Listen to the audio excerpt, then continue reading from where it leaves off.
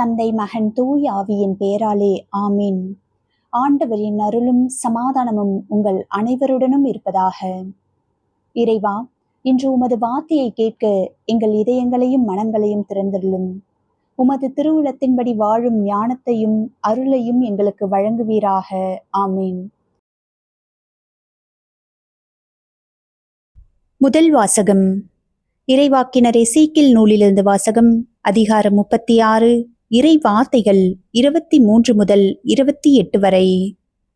முதல் வாசகத்தின் சுருக்கம்.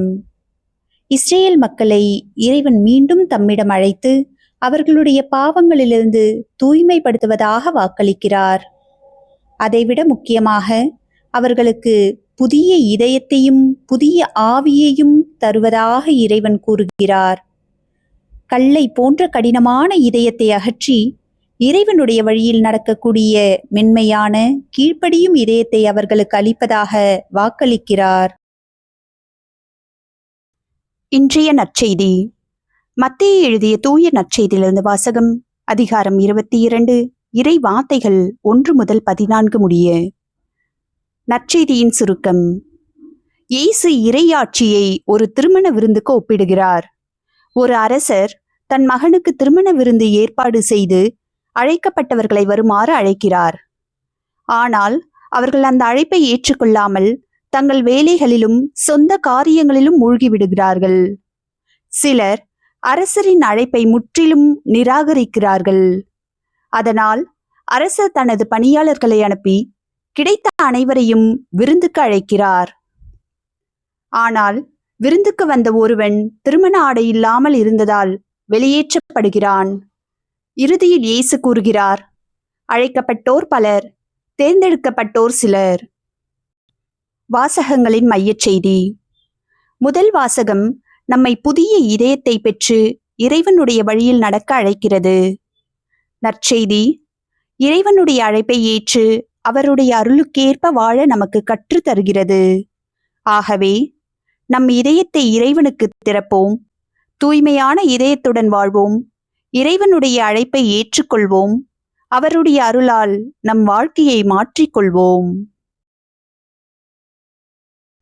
சிந்தனை துளிகள். என் இதயம் யார் மீது அல்லது எதன் மீது கடினமாக இருக்கிறது? இறைவன் என்னை மாற்றுவதற்கு நான் அனுமதிக்கிறேனா? என் தவறுகளுக்காக உண்மையாக மனம் வருந்துகிறேனா? இறைவனுடைய அழைப்பை கேட்க நான் நேரம் ஒதுக்குகிறேனா? இறைவனுடைய அருள் என் வாழ்க்கையை மாற்றுகிறதா? இறைவனுடைய இறையாட்சிக்கு தயாரான இதயம் எனக்கு இருக்கிறதா? சற்று சிந்திப்போம். நிறைவு ஜெபம். அன்பான இறைவா, உமது பரிசுத்த நாமத்தை மகிமைப்படுத்தும் தூய இதயத்தை எங்களுக்கு தாரும். எங்கள் கல் இதயத்தை அகற்றி புதிய இதயத்தையும் புதிய ஆவியையும் எங்களுக்குள் தாரும். உமது அழைப்பை ஏற்று உமது விருந்தில் தகுதியுடன் பங்கேற்கும் வாழ்க்கையை வாழச் செய்யும். எங்கள் செயல்களிலும் வார்த்தைகளிலும் உமது அன்பையும் பரிசுத்தத்தையும் வெளிப்படுத்த அருளும். இயேசுவின் திரு நாமத்தினால் வேண்டுகிறோம் நல்ல பிதாவே. ஆமேன். இன்றைய இறைவார்த்தை உங்கள் இதயத்தை தொட்டிருந்தால் இறைவார்த்தை சேனலை சப்ஸ்கிரைப் செய்து லைக் மற்றும் ஷேர் செய்யுங்கள். ஆண்டவரின் அமைதி உங்களோடு இருப்பதாக.